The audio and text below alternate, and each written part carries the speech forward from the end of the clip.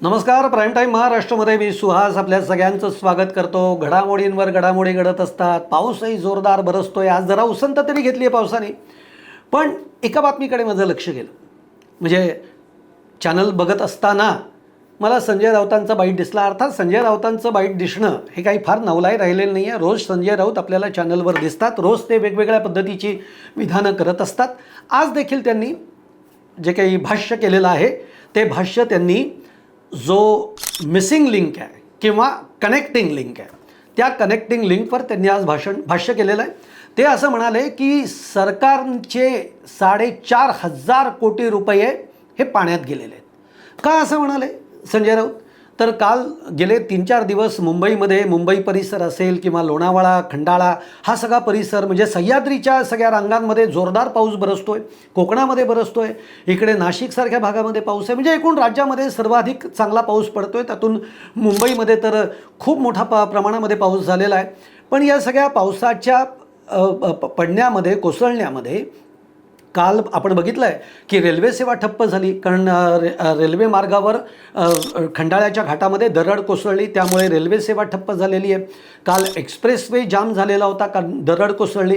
त्यानंतर जी missing link आहे, connecting link आहे, ती कनेक्टिंग लिंक जी तयार करण्यात आलेली होती त्या कनेक्टिंग लिंकच्या बोगद्याच्या प्रवेशद्वारावरच दरड कोसळली. मोठा एक ज्याला शिळा म्हणूयात आपण, अशी एक मोठी शिळा रस्त्यावर पडली आणि मग त्या कनेक्टिंग लिंकचं जे काही बोगद्याचं जे काही पहिलं एक दृश्य स्वरूप आपल्याला जे दिसतं, त्याची जी एक चौकट चांगल्या पद्धतीने तयार केली आहे तीही सगळी तिथे तुटली फुटली, वाहून गेली.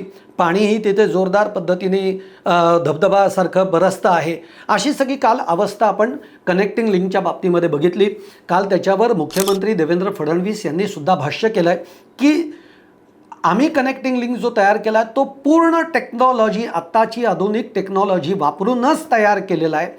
यांनी फार काही नुकसान झालेलं नाही, होणार नाही, ही त्यांनी ग्वाही पण दिली. आणि त्यांनी हेही सांगितलं की मुळामध्ये राज्यामध्ये पाऊस जबरदस्त प्रमाणामध्ये पडतोय, त्यामुळे या घटना घडू शकतात, होत आहेत.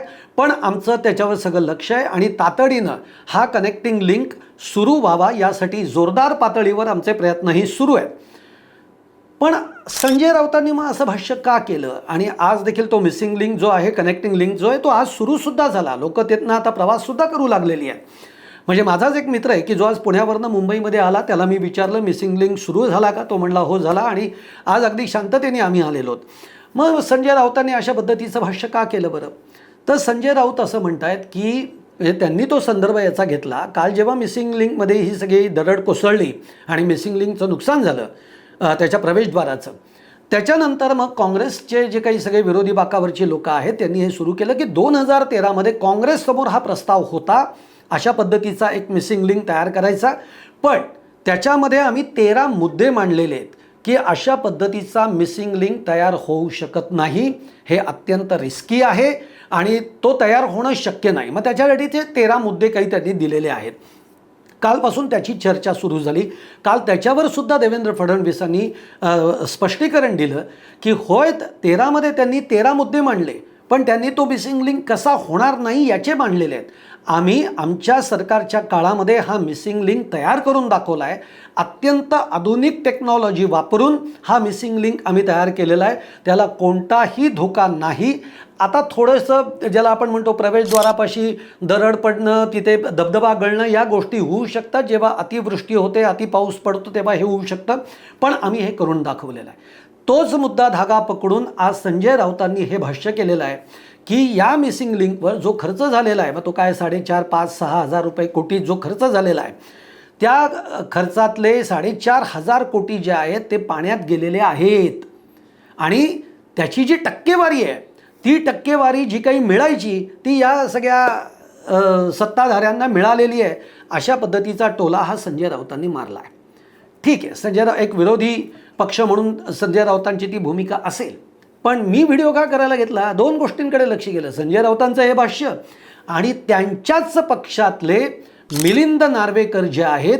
जसं संजय राऊत यांची प्रतिक्रिया मी मिसिंग लिंकच्या बाबतीमध्ये बघत होतो, त्याच्यानंतरची लगेचच दुसरी बातमी ही मिलिंद नार्वेकरांची होती. मिलिंद नार्वेकरांनी एक एक्स पोस्ट केलेली आहे. त्या एक्स पोस्टवर त्यांनी काय म्हटलं आहे?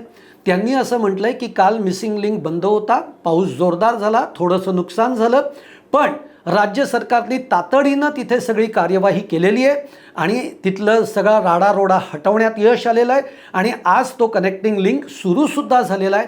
सरकारने इतकी तत्परता दाखवली, यासाठी सरकारचे मनापासून आभार मानणारं ट्विट एक्स पोस्ट ही मिलिंद नार्वेकर यांनी केली आहे. म्हणजे शिवसेना ठाकरे गटामध्ये सुद्धा एक व्हिडिओ मी केला आहे, शरद पवारांच्या राष्ट्रवादीमध्ये जसे दोन प्रवाह आहेत की सत्तेबरोबर जायचं का विरोधामध्ये बसायचं, तसे दोन प्रवाह आहेत, तसे आता शिवसेनेमध्ये दोन प्रवाह तयार होत आहेत का? संजय राऊत तर आपल्याला माहिती आहे, संजय राऊत सातत्याने राहुल गांधींची बाजू घेतात, राहुल गांधींच्या विचार कसे चांगले आहेत आणि राहुल गांधीच कसं देशाचं नेतृत्व करू शकतात अशा पद्धतीचं एक मांडणी संजय राऊत करतात. आणि मग ती करत असताना संजय राऊत राज्यातल्या भाजपवर, राज्यातल्या महायुती सरकारवर आणि केंद्रातल्या भाजपवर आणि त्यातून प्रामुख्याने गृहमंत्री अमित शहा आणि पंतप्रधान नरेंद्र मोदी यांच्यावर सातत्याने टीकेची झोड उठवत असतात. त्याचप्रमाणे गेलेल्या खासदारांवर ते भाष्य करतात, मग ते अगदी पातळी सोडून ते काही भाष्य करतात. याच्यावर मग त्यांच्याच पक्षातले लोक नाराज होतात आणि मग ते म्हणतात की संजय राऊतांमुळे पक्ष सोडून अनेक जण जात आहेत, अशी टीका त्यांच्याच पक्षातली लोक करतात. आणि आज देखील जेव्हा संजय राऊत राज्य सरकारने केलेल्या या कामावर भाष्य करतात, तेव्हा त्यांच्याच पक्षातले मिलिंद नार्वेकर सरकारचं कौतुक करतात की हा मिसिंग लिंक लगेच काही तासांमध्ये सरकारने तिकडचं सगळं व्यवस्थापन केलं, राडारोडा हटवला, जी काही डागडुजी करायची ती केली आणि आज तो कनेक्टिंग लिंक सुरू झाला. त्यामुळे ठाकरे सेनेमध्ये सुद्धा, ठाकरे गटामध्ये सुद्धा अशा पद्धतीचे दोन मतप्रवाह आपल्याला बघायला मिळत आहेत. हे दोन मतप्रवाह नेमके काय संकेत देत आहेत? कारण एकीकडे उद्धव ठाकरे असतील, आदित्य ठाकरे असतील, यांची सध्या वाढत असणारी मुख्यमंत्र्यांबरोबरची जवळीक आपण बघतो आहोत. दोन्ही नेते आदित्य ठाकरे असतील, उद्धव ठाकरे असतील, हे सध्या फडणवीसांवर टीका करताना कमी दिसत आहेत. पण संजय राऊत मात्र कोणतीही संधी न सोडता मुख्यमंत्री असतील, राज्य सरकार असेल, केंद्र सरकार असेल, याच्यावर तुटून पडताना आपल्याला बघायला मिळतात. कदाचित ही ठाकरे सेनेची स्ट्रॅटेजी असू शकेल.